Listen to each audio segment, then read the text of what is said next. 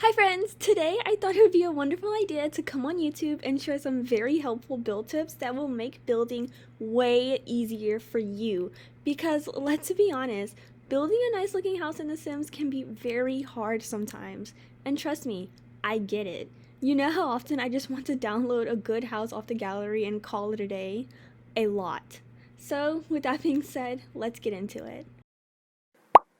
Okay, firstly, so we all know how to even access the cheat panel, you want to go ahead and press Ctrl-Shift-C on your keyboard, and that should bring up this white box here. And to remove it, you're just going to press Ctrl-Shift-C again, and then it's gone. But I want to start off with some simple cheats that I think every simmer should know. The first one is bb.move objects on. And you've probably seen a lot of builders use it. Guys, if you don't know about this, please remember to always turn this on when you're building. It is a lifesaver because The Sims is weird when placing things sometimes. For example, with landscaping, this is very helpful.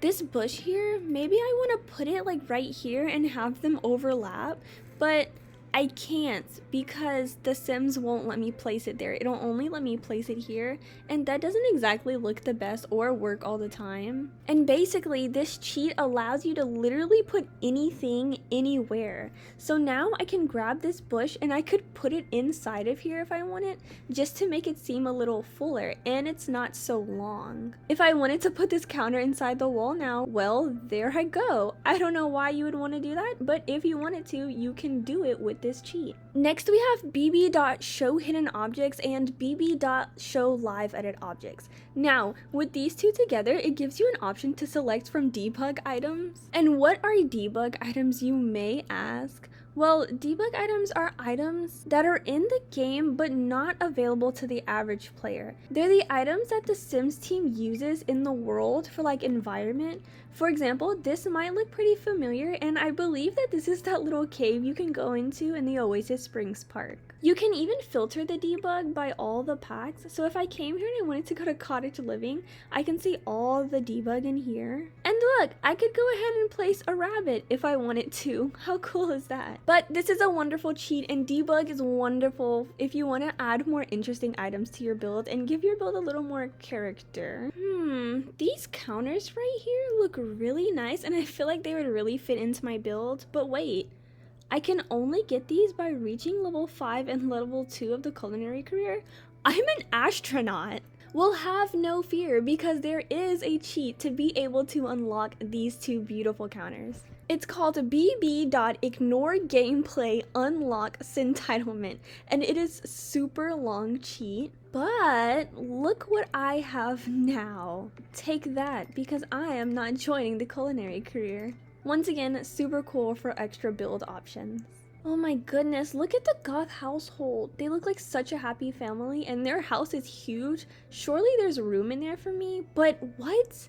248,000 simoleons? I don't have that.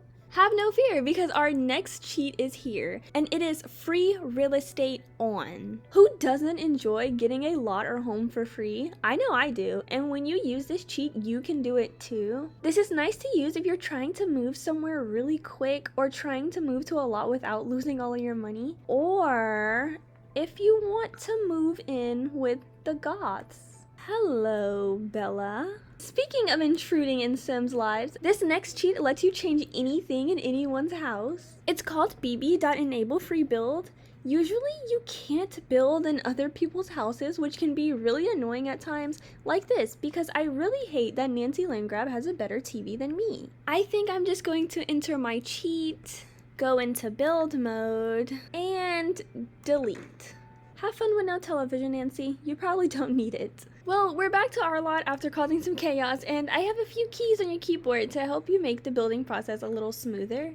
The first one is holding Alt or Option on Mac, and this lets you freely move objects without caring about the grid. This little tip is wonderful because paired with moved objects, I can do stuff like this. Just look at the difference. Cheats versus no cheats. Which one do you prefer? Next, we have a few things you can do with the Shift button. She is my favorite button.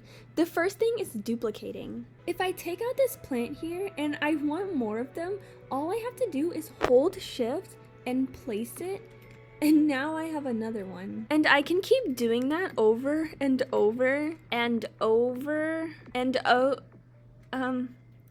okay, I think you get it. Also, if you hold shift while using a wallpaper or flooring, it'll do this and cover the entire room instead of having to go tile by tile. And speaking of flooring, here's a little tip. If you press Ctrl F, you can get these little quarter tiles. And how nice is that? It's perfect for floor customization. We can even use shift for roofing. So usually when you have roof pieces and you grab this little triangle right here, it moves both sides in or out. However, if you just want to move one side of the roof, well, that's easy. Just hold shift and look at that. Only one side of the roof is moving. It's a pretty neat trick and it helps a lot when roofing.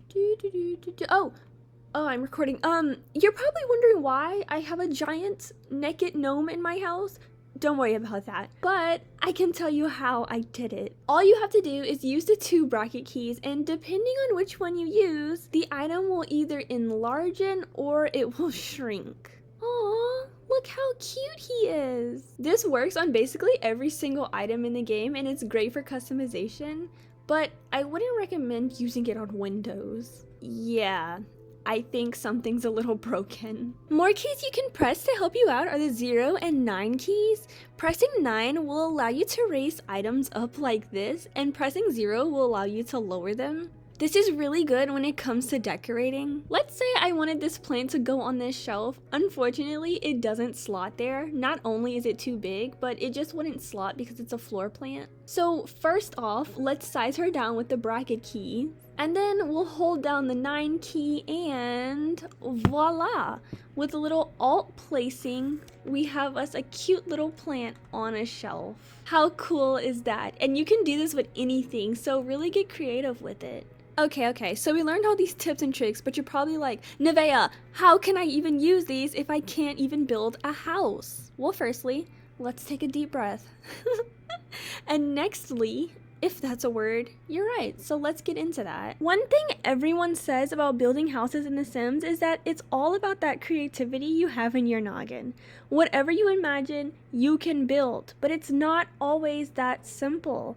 I have a ton of crazy ideas, but that doesn't mean I can easily replace it and make it look good in the game. So my first tip to you is to look at reference photos. Those are my best friends. Google is my girl when I'm trying to build something, and you'll see that it's so much easier to replicate something than to try and come up with something completely original on a blank slate, and there is nothing wrong with that. So on to building a basic house.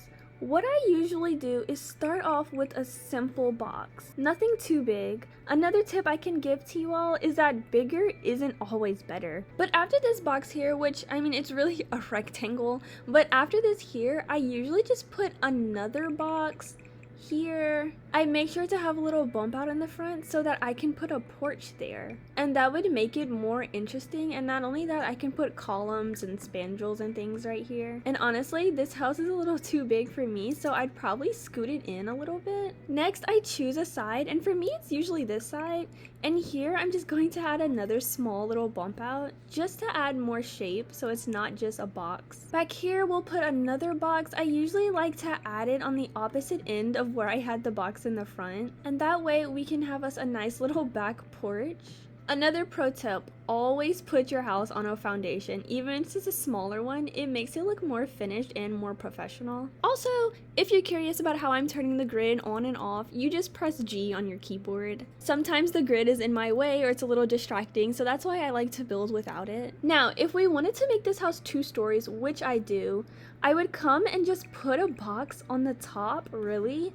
Anywhere you can, depending on what you're going for, but a tip is to make sure you have a good amount of room for extra roofing up here. That's really what brings everything together, and these little bump outs that we left will definitely help to make that easier. Okay, so now we have our very simple shape. What we're gonna do is start roofing it now. I like to use this half gabled roof here for like the fronts of my builds or anything that has a weird slim bump out like this, and we'll just drag that over and make it super flat just like that. Oh, actually, I'll probably just build a ceiling here, which is another good tip. Make sure to build ceilings on top of your platforms.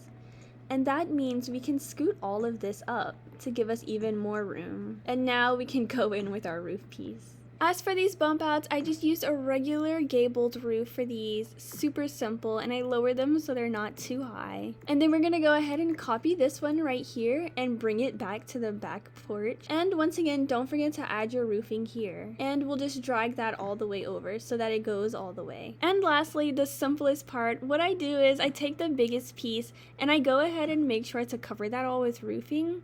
And then the rest of the bump outs that come from that, I just go ahead and add roofing to make it all form together, just like that. And see, when you have something like this, you don't want to have too many roofing pieces going in the same direction like this, because that just looks weird. So what we're gonna do is actually turn it around like this and drag it out and scoot it into here and then lower it. And now see, that looks so much better than having all those pieces facing the same direction. And voila, there's your very simple basic home. And if you wanted to add a little something right here, you could always add a chimney. And what I do for this is usually go 2 blocks and I just come all the way up to the top. And to finish it off, I add the barely there half wall. And that's just gonna give us our finish right there. And then you can delete the inside floorings right here and grab any chimney you want. I like this one from Growing Together. And using the 9 key that we learned earlier, you can scoot it up like this and fit it on in here. And voila, now you have your chimney. Now, if you look at the back, this here is really ugly, this clipping, and I know a lot of you probably have problems like this. And when you try and get rid of it by scooting it like this, you can't because now it's not together. And when you try just placing this in, well, now it looks ugly and unfinished. So I have a super easy way to fix something like this. And what you wanna do is bring this all the way back to the edge of where you can really have this at. And then you're gonna copy and paste this one and put it right back right here. And then now you can go ahead and put it in. And oops, I put it a little bit too much. Ta-da!